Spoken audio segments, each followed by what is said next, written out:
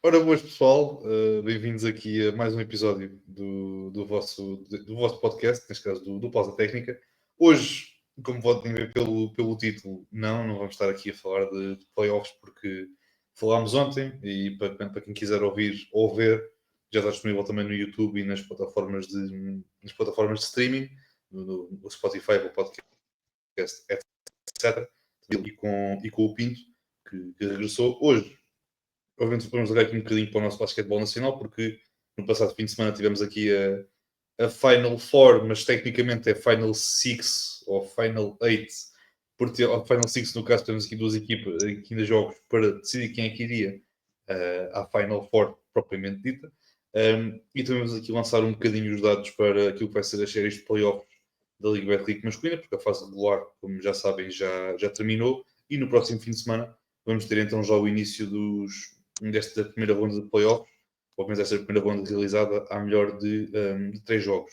Antes de começarmos qualquer conversa, hoje eu provavelmente tenho aqui o José Barbosa, e eu costumo sempre ir buscar ali malta que faz parte do Triplo do Canto, também um bom projeto já agora para quem quiser ouvir, também está no Spotify e nas outras plataformas de podcast. O José, pronto, não pôde estar aqui, então tivemos de ir buscar uma outra parte do projeto, que é o António. António, como é? Epá, acho que é uma primeira vez em algum tempo, já não vinhas aqui à nossa casa já há algum tempinho, se não estou em erro. Já, se não for. Olá, desde já, Gonçalo, e obrigado pelo convite. Ahm, Provavelmente, se não é desde o verão, será antes disso até, portanto, já há algum tempo. Mas pronto, estamos aqui para a altura das decisões também. Obrigado pelo shout-out ao Triplo do Canto, que está em crescimento também. Um abraço para o Zé Pedro e para o Zé Andrade. E vamos a isso. Exatamente, pronto. Como já o disse, vamos obviamente aqui arrancar com a Taça dos Santos, foi aquilo que começou, que foi assim, digamos assim, por ordem cronológica das coisas, também obviamente é o que faz mais sentido. Como estava a dizer, a entrada para esta Taça dos Santos, já sabíamos que ou o Varense e o Benfica já tinham um lugar marcado na Final Four desta competição, fruto de terem terminado um, em primeiro lugar dos seus respectivos grupos da Taça Hugo dos Santos, e obviamente tínhamos aqui depois neste caso, entre o Oliveirense e o Sporting, e o Futebol do Porto e o Galitos, para decidir destes dois jogos quem seriam as equipas que iriam defrontar depois o Oliveirense e o Benfica. No caso do jogo do emparelhamento do Benfica, era o vencedor do jogo entre o Galitos e o Futebol do Porto, e no jogo do Oliveirense, neste caso, exatamente, do Oliveirense, era o vencedor do Oliveirense e do Sporting Clube Portugal. Tivemos aqui duas partidas um bocadinho. Uma foi um pouco surpreendente, digamos assim, particularmente pela questão do jogo entre Sporting e Oliveirense, não só em termos do resultado, mas também em termos daquilo que se podia esperar, tanto de uma equipa como de outra, mais de um lado de uma equipa do que de outra. E obviamente também no jogo do Futebol Clube do Porto com o Galitos, foi um jogo que desde o início do Futebol Clube do Porto também conseguiu controlar a seu belo prazer. O Galitos também deu ali algumas mostras de alguma valia, mas perante uma equipa do Futebol do Porto que está num bom momento de forma, tem-se tentado ser as equipas mais quentes, digamos assim, desde esta segunda metade do campeonato, e depois também apanhou a Taça de Portugal que também a conquistaram, também curiosamente creio que em Gondomar, neste caso em Matosinhos, Foi desculpa, em Matosinhos, Gondomar, Matosinhos. exatamente. Em Matosinhos, exatamente. Eu bem pensei que era Matosinhos. À beira, é à beira. Um, é ali perto. Estás na rotunda, vês a rotunda, para a frente é Matosinhos e depois é em frente. Exatamente. Mas, então, tivemos aqui estes dois jogos para arrancar esta Taça dos Santos. António, passando para ti, eu diria que me surpreendeu um bocadinho mais, propriamente, como é óbvio, aquilo que foi o desfecho da partida entre Oliveirense e o Sporting, particularmente pelo volumar do resultado, porque acho que ninguém estava à espera de uma diferença assim tão grande, digamos assim, mas também perante uma equipa um Sporting que tem estado aqui um bocadinho em oscilações, pelo menos eu tenho sentido um bocadinho isso ao longo desta época. Um, e também neste jogo temos aqui um Sporting que, do ponto de vista ofensivo, teve ali alguns momentos em que o ataque pareceu um bocadinho mais parado, um bocadinho mais estagnado, digamos assim.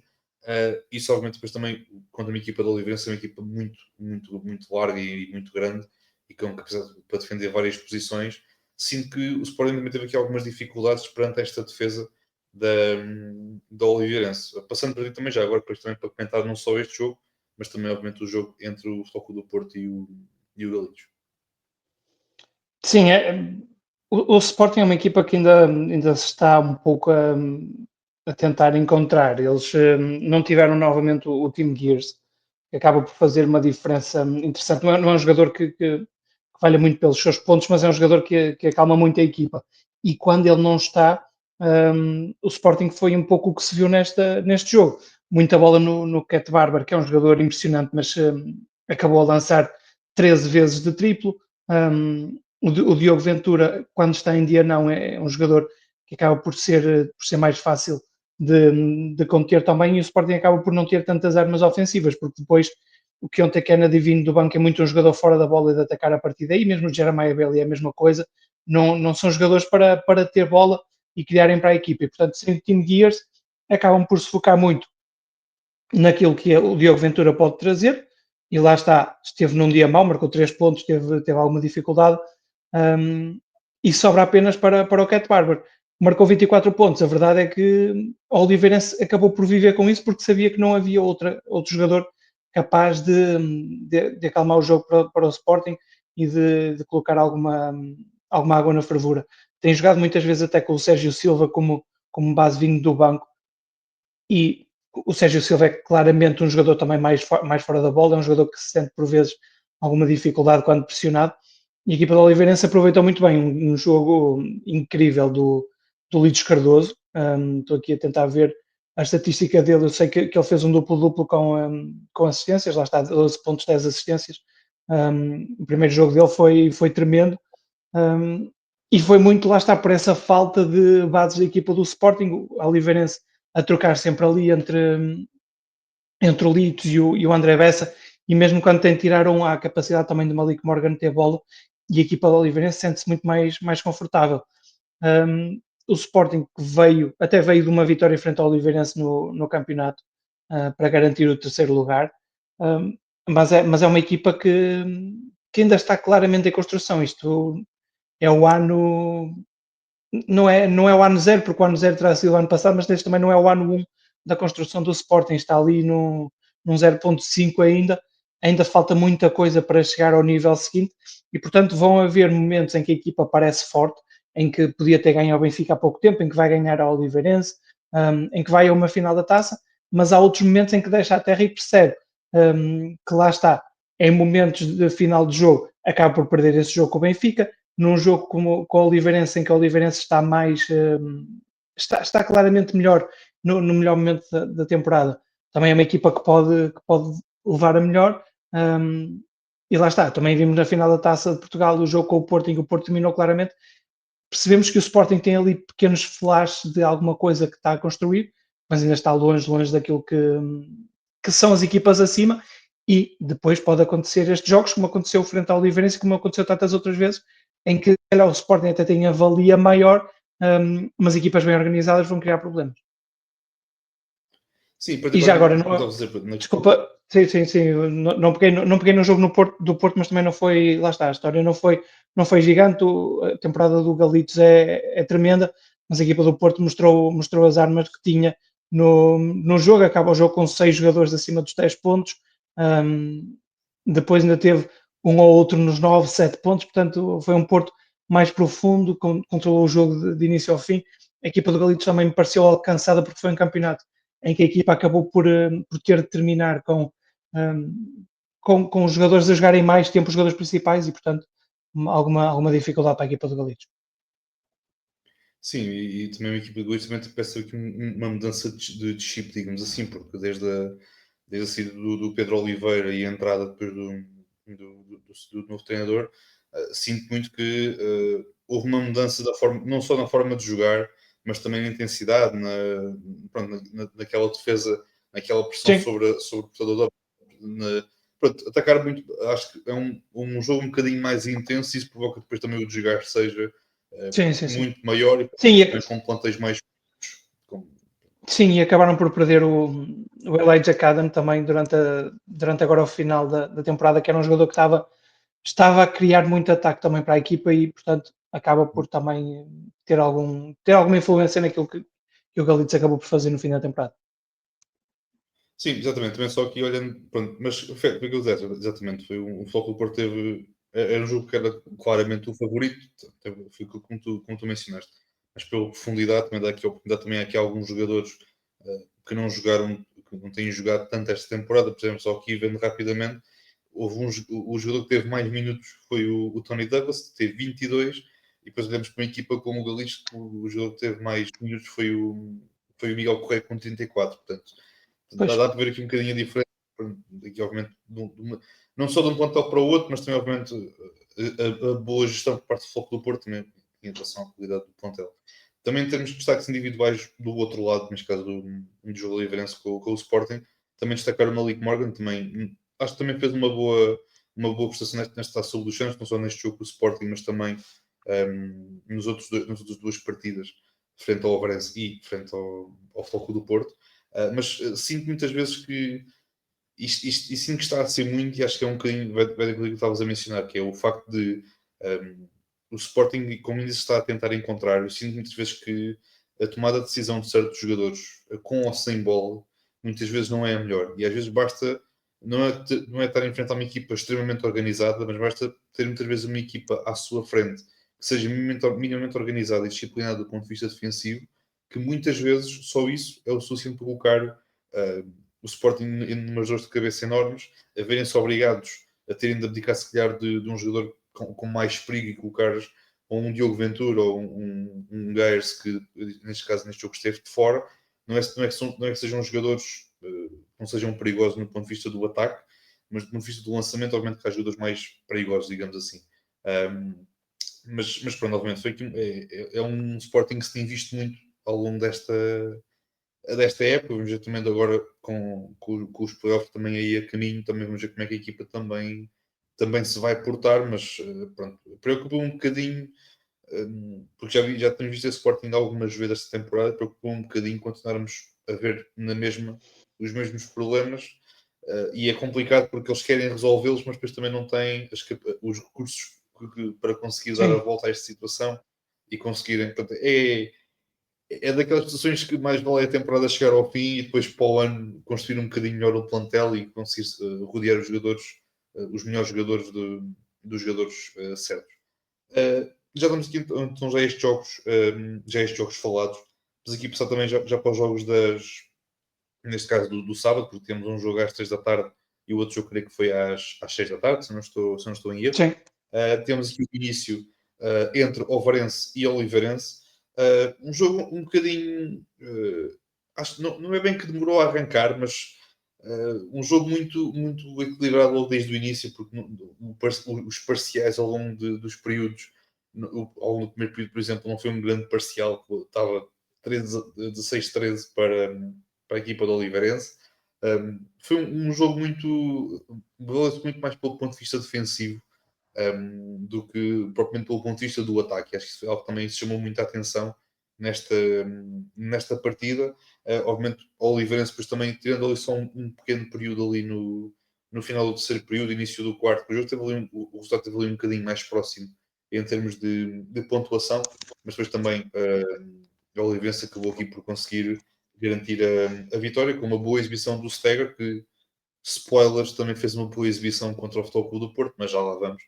Um, mas, António, passando também para ti, foi um jogo aqui um bocadinho mais equilibrado, acho que entre duas equipas que, num contexto de playoffs, acho que poderão claramente ter aqui uma palavra a dizer naquilo que pode ser o próximo fim de semana. Parece-me claramente duas equipas, um bocadinho como falámos agora sobre a questão da vitória do Oliveirense frente ao Sporting, duas equipas que, do ponto de vista defensivo, bem organizadas, que jogam um basquetebol agradável de se ver, apesar do resultado não ser propriamente o mais vistoso, mas do ponto de vista do ataque, há ali uma boa definição de jogada, também bons esquemas defensivos. Mas, António, passando para ti, do que é que viste desta partida? O primeiro período diria, feinho até. Foi muito encaixado as duas equipas. pareciam estar a tentar perceber o que é que a outra estava a dar, o que é que a outra estava a fazer. Então parecia um pouco perras, as equipas só marcavam em transição. Depois o Oliveirense conseguiu soltar-se um bocadinho porque percebeu a certa altura que o critério da equipa de arbitragem era largo, ou seja, podia ser agressiva, podia ser física, um, e notou-se em certo momento que a equipa da Oliveirense estava a atacar, sentia o toque e reclamava, a equipa da Oliveirense não fazia isso, a equipa da Oliveirense colocava o físico e por isso fugiu um bocadinho no marcador. A equipa da Oliveirense depois no terceiro período até passa para a frente, um, porque tem um parcial incrível, passa para a frente, mas durou pouco, porque primeiro porque perde o Render Woods e vamos ver se por quanto tempo é que acho que ainda não há grande informação sobre aquilo que é a lesão do Render Woods, mas acaba por perdê-lo durante o jogo, pareceu-me muscular, e se for muscular pode ser algo que prejudique logo. E a equipa sem o Render Woods acabou por morrer um pouquinho ofensivamente, porque é uma equipa que não tem propriamente alguém que resolva. O Delaney até faz estatisticamente um jogo que parece interessante, mas aquilo acabou por aparecer muito mais no quarto período. Durante o jogo ficou um bocado longe. O Guga é sempre um jogador que vem do banco e que traz muita capacidade com bola de jogar o bloqueio direto, chegar ao sexto, mas é um jogador que não tem qualquer capacidade de lançamento e, portanto, as defesas estão sempre preparadas para aquilo que o Guga está a fazer, estão sempre preparadas para a entrada para o sexto. Ele ainda vai conseguindo chegar lá, vai ganhando umas faltas, mas acaba por se desgastar muito porque é muito contacto para lá chegar. E muitas vezes lá está, a ausência de um jogo exterior acaba por prejudicar a equipa do Alvarense, que falhou muitos lançamentos exteriores também. Nenhum dos seus atiradores teve propriamente num dia bom. Um jogo interessante do Oladapo, mas lá está, depois o resto dos jogadores interiores, tanto o Pavicevic como o Jonathan Silva, muito perdidos, muita dificuldade, por vezes a entrarem em quesilhas também, não estão preocupados com o jogo. E a equipa do Oliveirense, mesmo com os problemas de faltas que teve, o João Fernandes e o João Embaló acabaram o jogo com 5 faltas. A equipa do Oliveirense foi, um, foi com uma equipa mais pequena e conseguiu ganhar também por aí, trazendo jogadores como o Jonathan Silva ou o Pavicevic mais vezes cá para fora e depois atacando, seja pelo Deontay Hawkins, seja pelo Purifoy. Trouxe muito mais capacidade à equipa oliveirense. A partir do momento em que conseguiu também controlar a tabela, o jogo já não ia fugir. E portanto foi um jogo muito interessante ao Oliveirense, que eu diria que também dá um bocado à amostra daquilo que pode ser o confronto dos playoffs entre estas duas equipas. O Oliveirense no campeonato acabou por dominar, o Oliveirense até já tinha ganho na Taça dos Santos e perde este jogo aqui. Sem o Render Woods, o Oliveirense é claramente favorita. Com o Render Woods, o Oliveirense é favorita, mas o Oliveirense já terá algo a dizer. Sim, particularmente na questão do Pavicevic, passou por aí também a questão não só da vitória, mas também do sucesso, porque o Pavicevic, claramente, em situações de bloqueio direto, acaba por ser ali um bocadinho disposto e acaba ali por muitas Sim. vezes ser um pouco explorado nesse sentido, porque pronto, digamos que a sua agilidade pronto, não é a melhor, digamos assim. E de recordar que este posto ainda iniciou, não, ainda fez uns jogos pela equipe principal do Benfica, também teve na equipa B já há uns anos. Sim, foi basicamente Tentando a equipa agora. B, sim. Exatamente, e depois agora acabou por. Ele está basicamente aqui agora, só agora é que está a ter aqui a sua primeira experiência, digamos assim, em contexto de primeiro de Liga Betclic masculino, portanto, as dores de Sim, crescimento, digamos assim, são perfeitamente normais neste sentido. Mas sim, deste jogo foi um bocadinho isso. Eu também concordo contigo um bocadinho com aquele comentário que fizeste. Foi um jogo um bocadinho feinho, porque o primeiro período foi assim.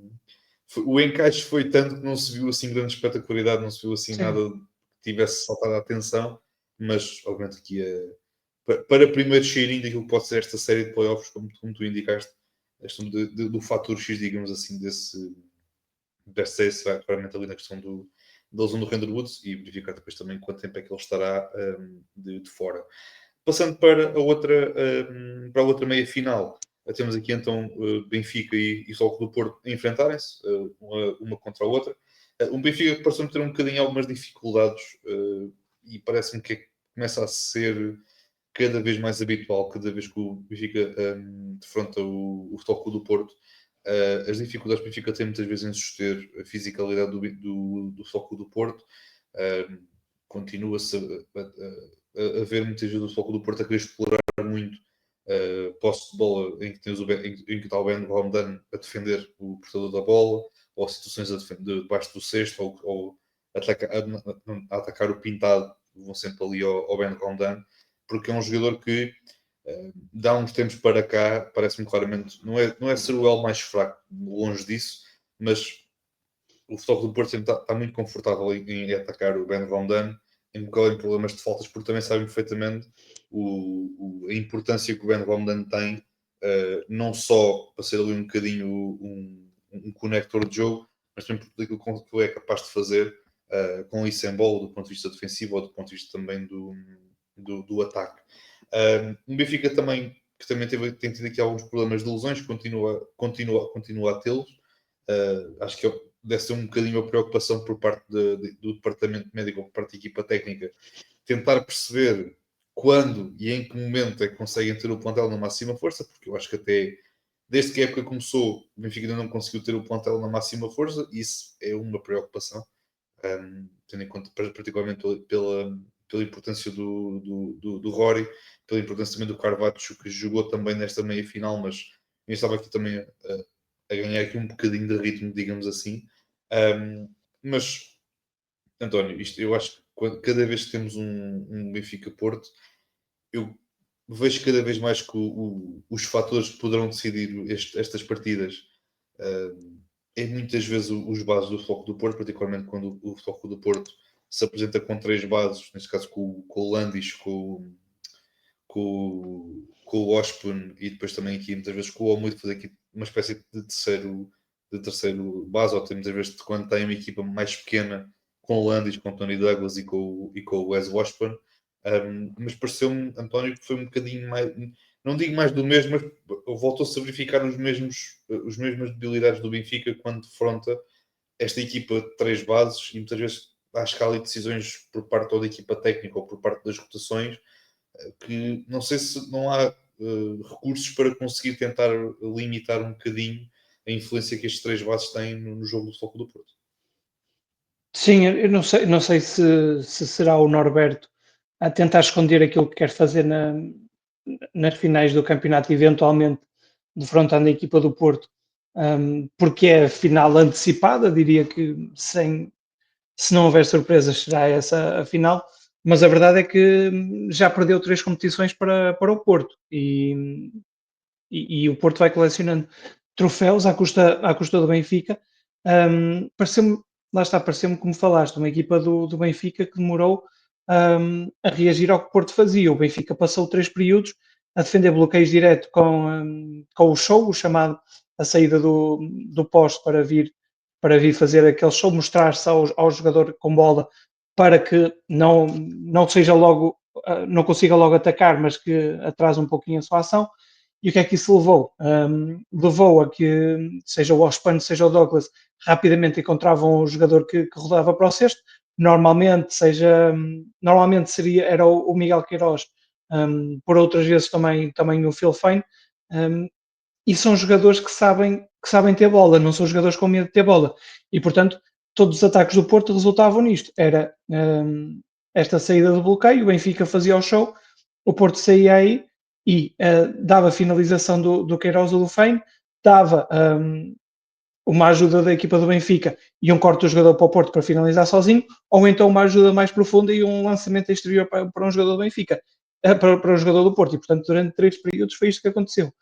No quarto período, a equipa do Benfica experimentou a zona e de repente o Porto marca 10 pontos no período, quando os outros, nos primeiros 3, marcou 24, 27, 23 e depois no quarto marca 10. E, portanto, esteve aqui se calhar um pouquinho o segredo da equipa do Benfica conseguir recuperar no quarto período, que é, bastou uma alternância defensiva. Não sei se o Benfica está a preparar alguma coisa diferente para as finais, com mais alternâncias, mas a verdade é que já tinha acontecido em Taça Portugal, o Porto chega ao jogo, está claramente confortável porque sabe o que o Benfica vai defender e a partir daí torna-se fácil. uma estatística que eu até fiz as meias finais com o Diniz Amaral, e uma estatística que saltou logo à vista. O Benfica, sempre que conseguiu deixar o Porto abaixo dos 90, ganhou. A verdade é que conseguiu uma vez e ganhou uma vez. A partir daí, o Porto, sempre que ultrapassou os 90 pontos, ganhou a equipa do Benfica. E, portanto, está aqui, eu diria que está aqui o fator X, é o Benfica conseguir parar o ataque do Porto, porque o ano passado parar o ataque do Porto era parar Cat Barber. Este ano parar o ataque do Porto é parar Tony Douglas, é parar Max Landis, é parar Wes Washburn, mesmo Devin Marble diria que tem mais capacidade com bola do que tinha o Cleveland Melvin no ano passado, e portanto não é tão fácil de o fazer, mas o Benfica precisará de trazer coisas diferentes. Ainda assim, quarto período, apareceu Tyler Stone, já apareceu mais Drexel, Bruce Sard está sempre bem nas partidas, não precisa de propriamente aquecer. Um bom jogo do José Barbosa, mas lá está, é pouquinho para o Benfica conseguir ganhar o que quer que seja o Porto, se joga durante 10 minutos, e ainda assim, quase que ia resultando, jogar 10 minutos, veremos o que dá, porque o Tyler Stone ainda não me parece a 100%, o Carvalho não me pareceu sequer a 20% daquilo que vale, e se calhar é injusto fazer comparações com o Terrell Carter, obviamente são jogadores totalmente diferentes, mas a verdade é que tem sido um pouco uma desilusão o Nico Carvalho relativamente àquilo que era a capacidade que o Terrell Carter tinha, mesmo que nem sempre fosse um jogador que resolvesse para o Benfica. A verdade é que, chegando à altura das decisões, era um jogador imponente e muito difícil de parar, e o Benfica está a sentir um pouco essa ausência. Sim, e pareceu também na que tinhas mencionado no início. Muitas vezes aquelas jogadas quando tinhas o show por parte do posto do Benfica, eu ao ver o jogo, eu parecia que estava a ver ali certos momentos em que eu parecia que tinha puxado uns meses atrás para ver a final da Taça de Portugal entre Era igual, era igual. Benfica e Porto, porque havia muitas jogadas que é exatamente a mesma coisa. O Porto conseguia, novamente, não é fácil para qualquer equipa, como se pode imaginar, ter um Tony Douglas com a bola na mão e ter o Max Landis a um passo de distância. O que não é muito fácil, mas pronto, Certo. é as vantagens de uma equipa e é o que é. Mas parecendo não só nessa questão do show, mas muitas vezes os cortes nas costas dos jogadores a defender os cantos do Benfica, apanhados completamente a dormir, haver ali muitas vezes ali um excesso de ajuda ou um excesso de apoio defensivo, era muitas vezes o suficiente.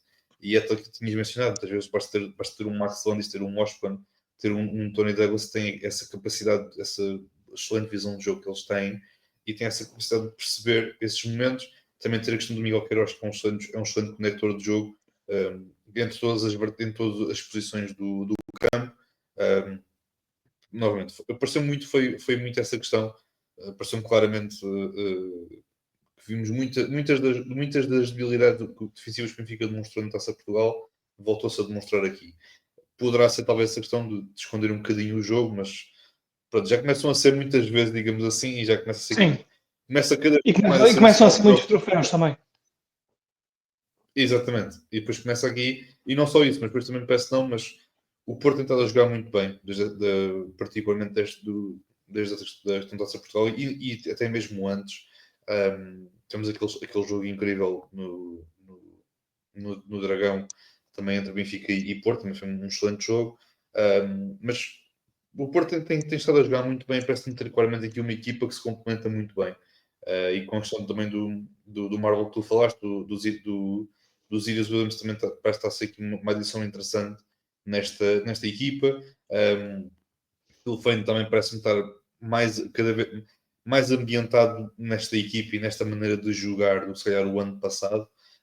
E novamente, há aqui boas opções por parte para a equipa do Fernando Sá e mérito, obviamente, muito mérito para eles, estão a jogar muito bem e parece-me são claramente os favoritos ou melhor, que partem na frente, digamos assim, para aquilo que resta da Liga Betclic, para a Liga Betclic masculina.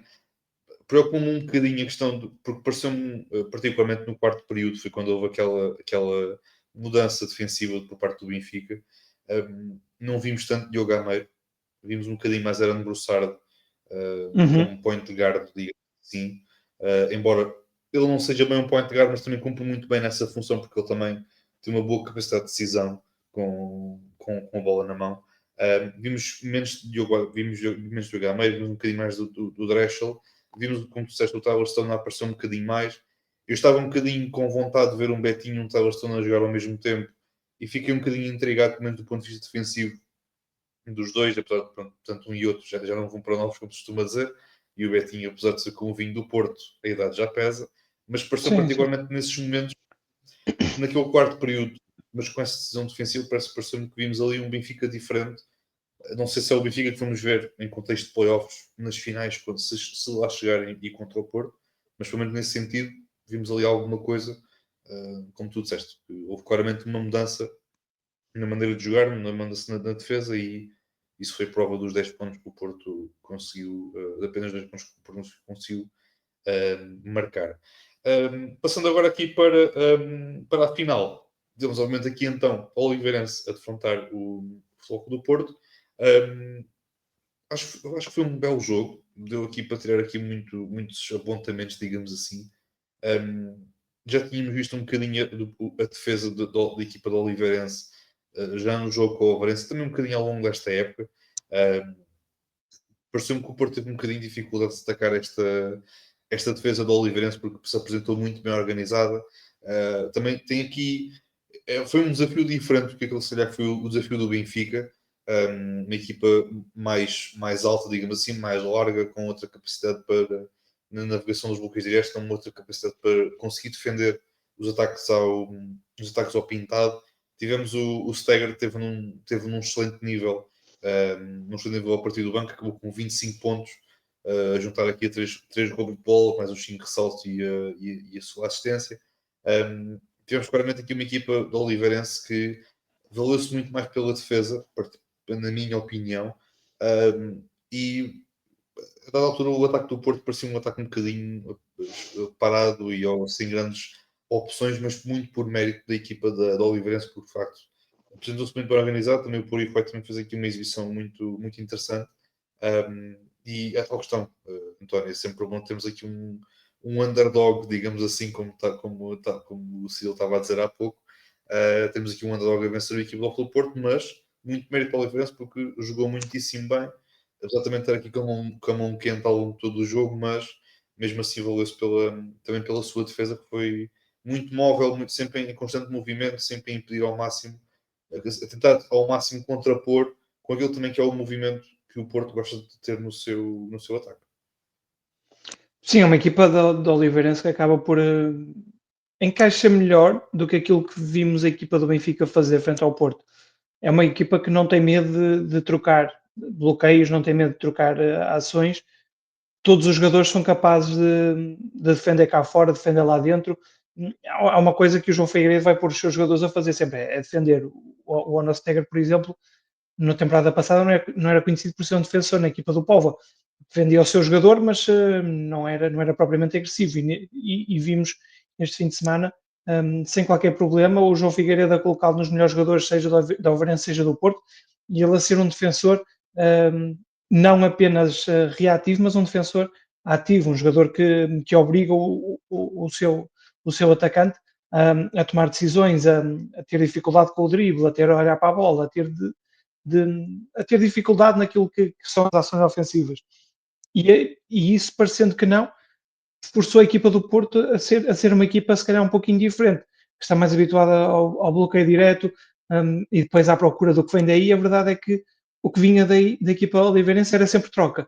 E a equipa oliveirense não vai facilmente ser batida pelas bases do Porto, e depois os postos do Porto, o Miguel Queiroz ainda tem alguma capacidade na criação de jogo de posto baixo. O Phil Foden é um finalizador, não é um jogador que vai criar lá de baixo, e portanto também o Oliveirense, aliás, o Porto não conseguia encontrar nenhuma vantagem nem dentro nem fora, e por isso este resultado do Porto, em que nem chega aos 80 pontos, faz 78, faz um terceiro período muito interessante e voltou ao jogo no terceiro. Mas a verdade é que o Oliveirense, tal como tinha conseguido no dia anterior, é uma equipa que também mentalmente me parece que claramente mais forte neste momento da temporada. Consegue ir abaixo e mesmo assim voltar a encontrar-se, voltar a colocar a cabeça no sítio e não se deixar ir abaixo o suficiente para que o jogo depois se torne impossível de voltar. Portanto, é uma equipa que está num excelente momento.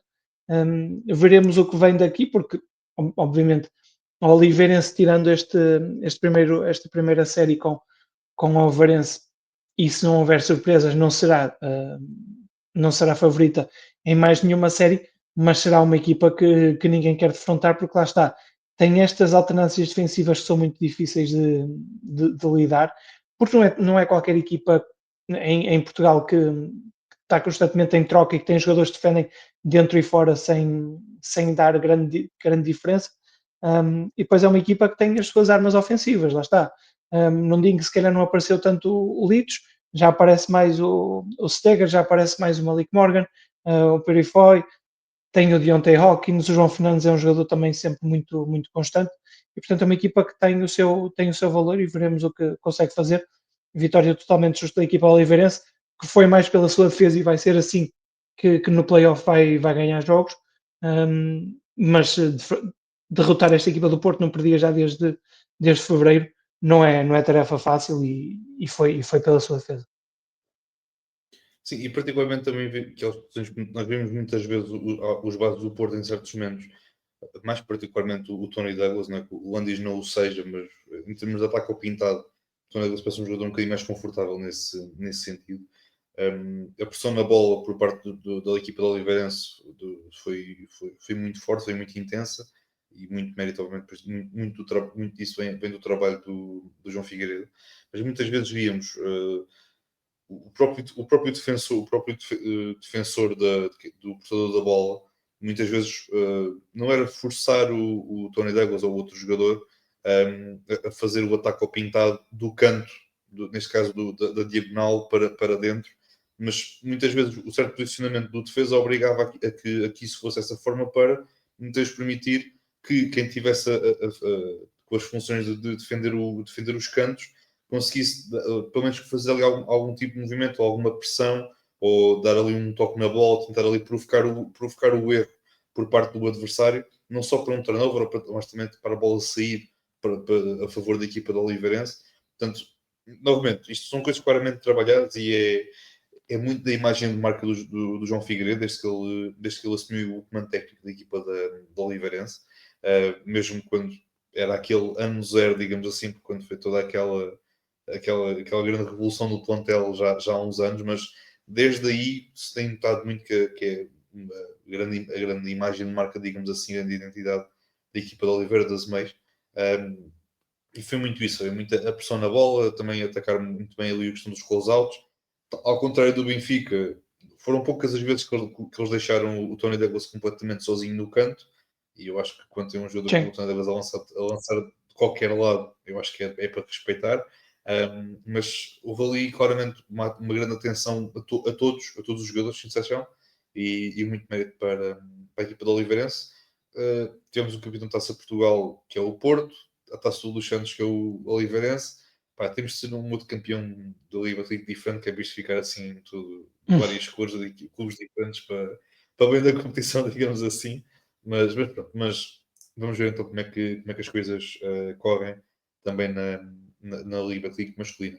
Por falar nisso, como já o disse há pouco, vamos ter então este fim de semana já os jogos dos playoffs já a ter início na sexta-feira. Vamos ter, para começar, o Benfica que irá defrontar, já também nesta série, todas as séries também há melhor de 3, o Benfica irá defrontar o Vitória Sport Clube, porque neste caso o primeiro contra o oitavo. O Futebol do Porto vai enfrentar a equipa do Imortal, que também fez aqui uma segunda metade de campeonato muito boa. Só de recordar que o Imortal há uns meses estava lá embaixo na zona de despromoção juntamente com o Galmar e acabou aqui no caso em zona de playoffs. Depois também o Sporting irá defrontar a equipa do Galitos e depois também, como o António já falou, também aqui a Oliveirense frente ao Ovarense quarto contra quinto classificado. Em termos de jogos, vamos ter então aqui primeiro o Benfica, que na sexta-feira irá defrontar a equipa do Vitória Sport Clube, e depois No sábado teremos então às 6 da tarde o Sporting a defrontar o Galixo no pavilhão João Rocha e depois também a Oliveirense a defrontar o Oliveirense às 3h30 no pavilhão da Oliveira de Azeméis e depois o Futebol do Porto no domingo às 6 da tarde a defrontar a equipa do Imortal. António, começando aqui obviamente aqui por uma questão de ir de cima até abaixo, digamos assim, começar aqui pela primeira série entre o Benfica e o Vitória. O Benfica, obviamente, tendo em conta aquilo que foi a sul dos Santos, vai estar aqui um bocadinho com um bocadinho ferido, digamos assim, depois de mais uma derrota numa final, neste caso na meia-final, frente outra vez ao Futebol Clube do Porto, frente a uma equipa do Vitória que teve aqui os seus altos e baixos, digamos assim, durante a época, mas acho que a sua consistência, apesar de tudo, foi também aquilo que tem vindo a caracterizar muito esta equipa do Vitória. Obviamente aqui a defrontar uma equipa do Benfica que continua obviamente aqui a ter algumas ausências, mas passando para ti, obviamente parece-me que é claramente o favorito para passar à próxima fase. Sim, o Benfica com maior ou menor dificuldade, diria que passa e dificilmente não será logo com dois jogos, porque a diferença de talento é grande. Mesmo o Benfica, ainda com vários jogadores a regressarem, é uma equipa que está num nível totalmente superior àquele do Vitória. O Vitória vai estar sem o António Dei, que já teve o castigo averbado, que foi de 4 jogos, portanto, definitivamente não joga nesta série e é mais um jogador que poderia dar alguma coisa à equipa do Vitória e não vai estar. É uma equipa do Vitória que ganhou uma vida nova, se calhar com a entrada do Zaire Porter, que foi um jogador que veio para mexer claramente com a equipa do Vitória. É um jogador de 20 e qualquer coisa pontos por jogo, um, muito longo, muito alto, um jogador com muita capacidade de chegar ao cesto, mas também de parar e de lançar. Mas depois a equipa do Vitória acaba por não ter as armas para conseguir, se calhar, lutar com a equipa do Benfica, uma equipa que depende muito do seu jogo exterior. Se estiver a cair, é uma equipa que vai provocar problemas a toda a gente. E vimos este ano, já provocou problemas ao Benfica em Guimarães, mesmo no jogo do campeonato, aquele jogo quentinho que acabou por ditar também o castigo do António Dei. Acabou por criar ali alguns problemas no fim, mas acaba por ser uma equipa que não tem depois o suficiente para dar o passo seguinte.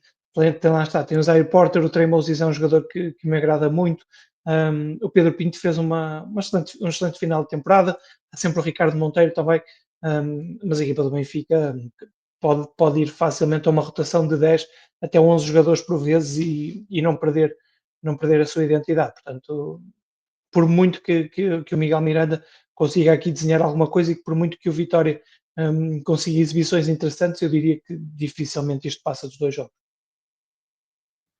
Sim, eu também só queria perguntar na questão dos fatores X, digamos assim, daqueles jogadores que poderão hum, não é editar esta série, mas poderão ter claramente um impacto. Sinto que esta série pode ser um bocadinho, olhando para aquilo que estávamos a falar há pouco, da questão do Tyler Stone, porque em termos de fatores X, obviamente, já tocaste no Zeno Porter, que agora tem sido claramente aqui uh, um grande surgimento por parte da equipa do Vitória. Ele está com médias de quase 24 pontos por jogo e 6 saltos, 5 assistências em termos de médias por partida. Parece-me que claramente vai ser aqui o fator X por parte da equipa do Vitória. Acho que para contrapor, não sei se não podemos ter aqui um Tyler Stone também. Eu sei que é um jogador também importante nessa perspectiva, não só também na perspectiva de ataque, mas também de defesa. Mas é como tu disseste, eu acho que o favoritismo está todo do lado do Benfica. Também não me parece, como tu disseste, também não buscava que houvesse aqui uma rotação um bocadinho maior por parte da equipa do Benfica. Vemos também um bocadinho de Eduardo Francisco, que é um jogador que me chama sempre um bocadinho a atenção, porque parece-me ser claramente um extremo poste, digamos assim, com muito capacidade, com muito potencial, e parece-me claramente que também tem aqui o Benfica também a tentar alargar um bocadinho a sua rotação para também, com maior ou menor dificuldade, conseguir fechar esta série. Eu antevejo isto se calhar a ficar apenas em 2 jogos, fica depois em Guimarães, deverá acabar por conseguir fechar esta série. António, passando aqui então para a próxima série, temos aqui então, no caso, o Futebol Clube do Porto que irá defrontar a equipa do Imortal. O Futebol Clube do Porto, como já o dissemos, altamente motivado, também tem vindo a jogar bem, apesar desta derrota na Taça dos Santos. Uma equipa que, apesar de tudo, tem aqui um plantel muito completo. Parece que se complementa muito bem as peças que tem no seu plantel. Frente a uma equipa do Imortal que, como disse, uma primeira volta que os tínhamos visto juntamente com o Galmar na zona de despromoção.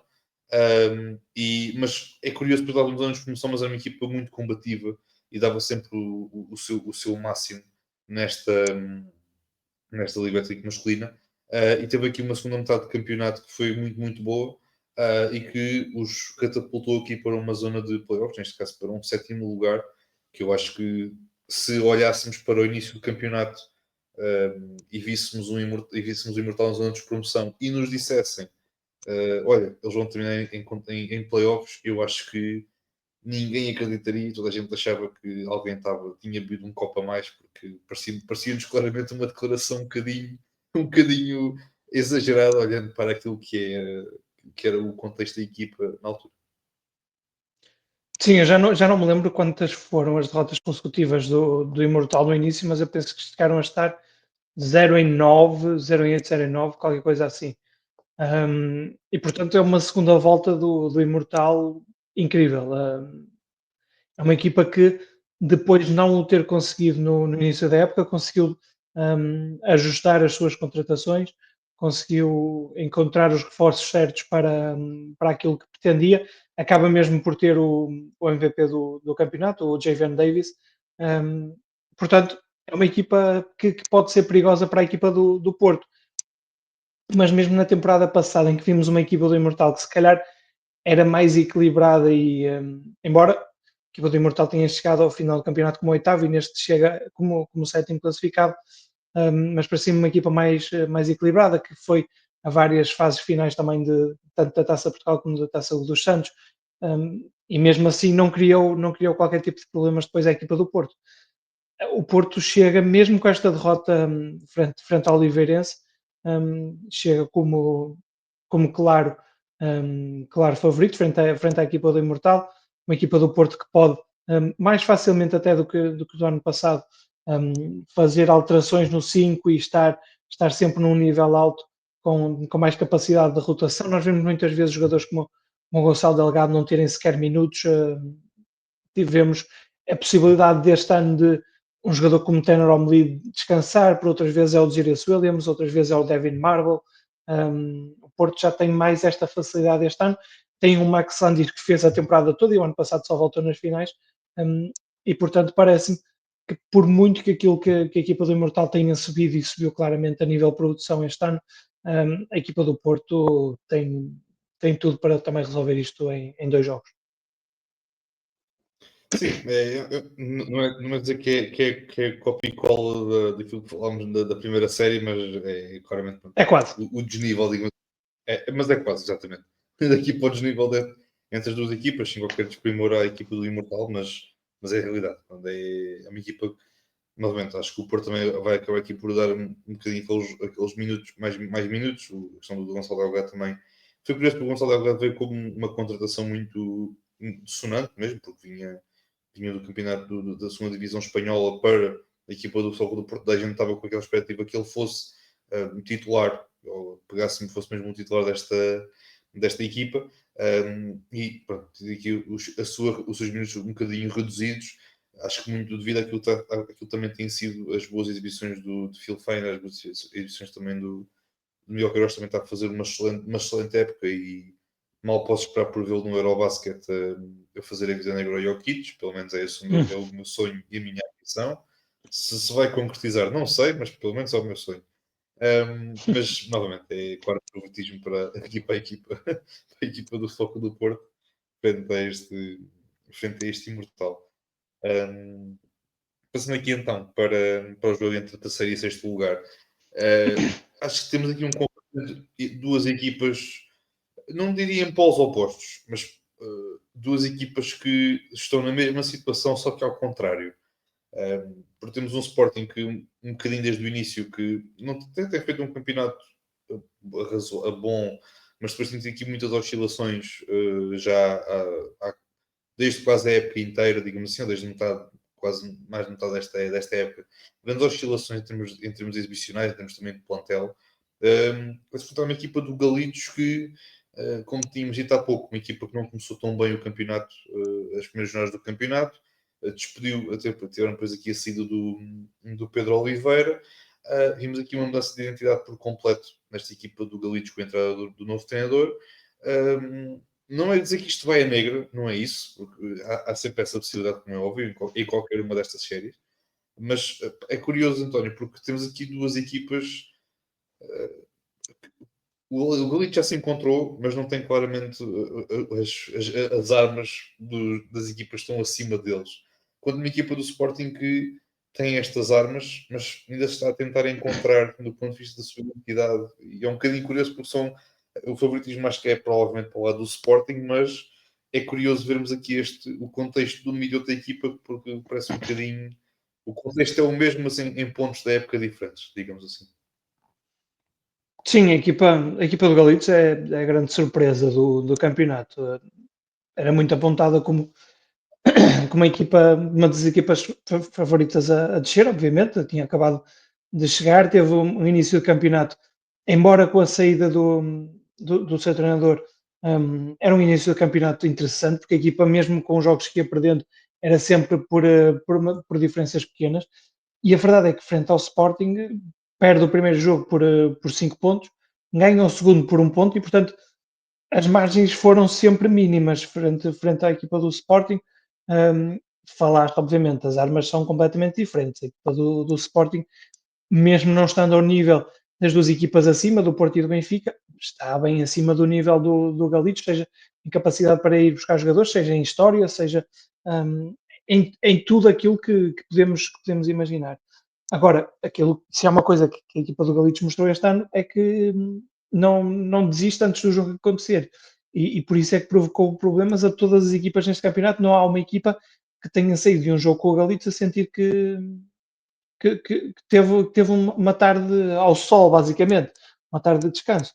Todas elas tiveram dificuldades. A equipa do Galitos é muito pressionante defensivamente, depois ofensivamente é uma equipa de processos muito simples e vamos ver quão possível é ganhar jogos nos playoffs com processos tão simples, porque a defesa do Sporting vai obviamente aumentar, o contacto vai ser também mais permitido, um, e a equipa do Galitos poderá ter algum problema aqui, se não tiver um claro jogador que possa ter bola na mão e a partir daí criar algo em momentos de maior aperto.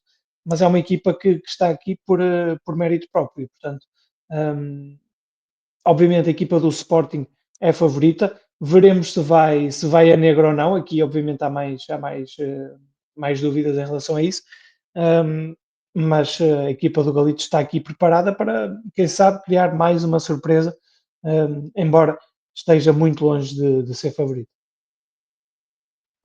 Sim, é uma explicação muito curiosa para perceber pronto, o ponto de uma e de outra, porque estava só aqui mesmo a ver rapidamente em todas as derrotas que o Galitos teve ao longo desta época, em contexto de Liga Betclic masculina. Nunca tivemos assim uma derrota por mais do que 10 pontos ou por mais do que 12 pontos. É muito Foi raro, muito muito raro. raras. Exatamente, porque são sempre jogos muito equilibrados.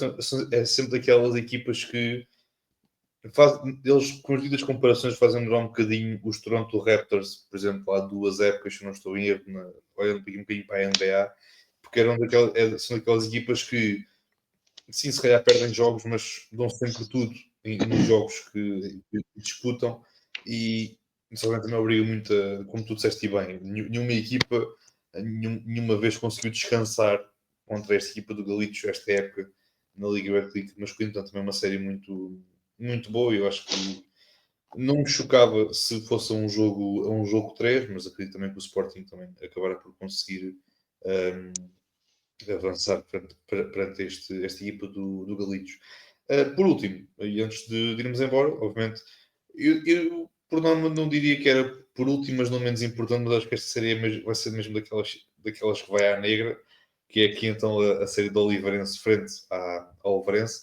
tu obviamente já tocaste na situação do Render Woods, que está lesionado, e a sua condição e o seu estado estão aqui um bocadinho em dúvida para, para esta série.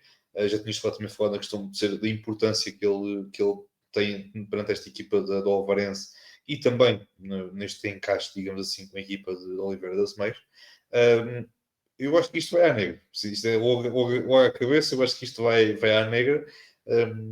Apesar do jogo ser um jogo tão bonito, digamos assim,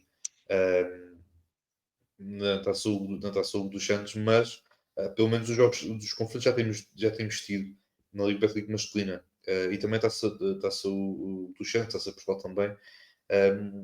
Parece-me que temos aqui um confronto que poderá dar aqui muito pano para mangas. Acho que são duas equipas que se encaixam muito bem.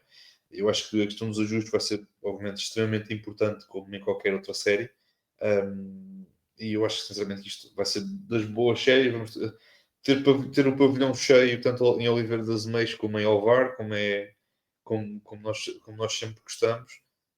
António, também passando para ti, também ouvir também aqui um bocadinho sobre a opinião desta série. Duas equipas que, obviamente, exceptuando aqui os grandes, serão das equipas mais consistentes desta competição, porque acho que sempre se apresentaram a um bom nível e nunca temos aqui nenhum desleixo por parte tanto da equipa de Alvar como da equipa de Oliveira das Mães.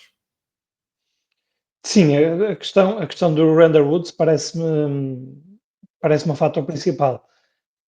Sem Render Woods, a equipa da Alvarense não parece que consiga ganhar qualquer jogo.